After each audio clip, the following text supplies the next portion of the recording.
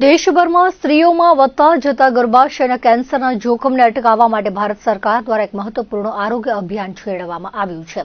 વડાપ્રધાન નરેન્દ્ર મોદી દ્વારા ગત 28મી ફેબ્રુઆરીના રોજ અજમેર ખાતેથી સમગ્ર દેશમાં વિમન પેપિલોમા વાયરસ વેક્સિનનું લોન્ચિંગ કરવામાં આવ્યું હતું, જેના અનુસંધાને કચ્છ જિલ્લામાં પણ આ રસીકરણ ઝુંબેશનો પ્રારંભ થયો છે.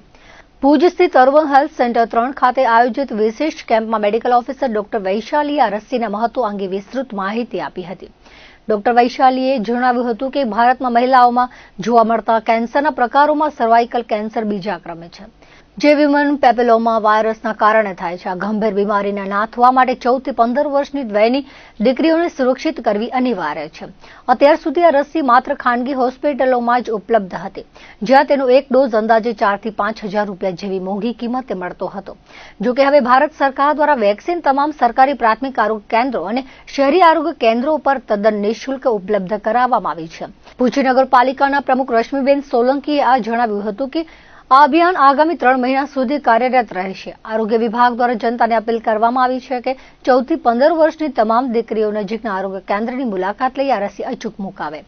દીકરીઓના ઉજ્જવળ અને સ્વાસ્થ્યપ્રદ ભવિષ્ય માટે આ વેક્સિન એક સુરક્ષા કવચ સમાન થશે, જે ભવિષ્યમાં ગર્ભાશયના કેન્સર જેવી જીવલેણ બીમારી સામે લડવામાં મદદરૂપ બનશે. માનનીય વડાપ્રધાન મોદી સાહેબે અજમેર સ્થિત જે સર્વાઇકલની એચપીવી જેનેકિન વેક્સિનેશનની શુભારંભ કરવામાં આવ્યો હતો, જેના લીધે આજે કચ્છની અંદર ખાસ કરીને અત્યારે ભુજની અર્બન 3ની અંદર જે 14 અને 15 વર્ષની જે દીકરીઓ છે એના માટે સર્વાઇકલ કેન્સરની એચપીવી રસીકરણનો આજે શુભારંભ કરવામાં આવ્યો છે.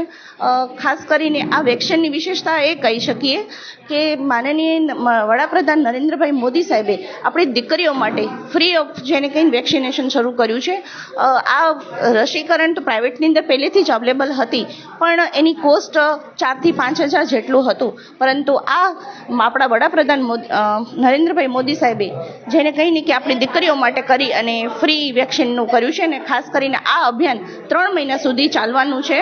એટલે જે આ ઉંમરની દીકરીઓ છે આપણી 14 થી 15 વર્ષની, એને પણ હું આપના માધ્યમથી કહું છું કે આપ જેટલી પણ દીકરીઓ હોય આ બધી વેક્સિન લગાવે, અને જે આપણા ખાસ કરી અને જે આવનારા સમય હોય દીકરીઓ માટે જે ગર્ભાશયના કેન્સર ખાસ કરીને અત્યારે બહુ જ વિસ્તૃત વધી ગયું છે, તો એને આપણે રોકવા માટે ને આવનારા સમયની અંદર બહેનોની અંદર પણ આ રીતના કેન્સર ન થાય એના માટે કરી અને હું આપના માધ્યમથી દરેક દીકરીઓને વિનંતી કરું છું કે આપ આવી અને જે આપણા નજીકના પ્રાથમિક આરોગ્ય કેન્દ્ર હોય તેની અંદર વેક્સિન અચૂકથી લગાવે.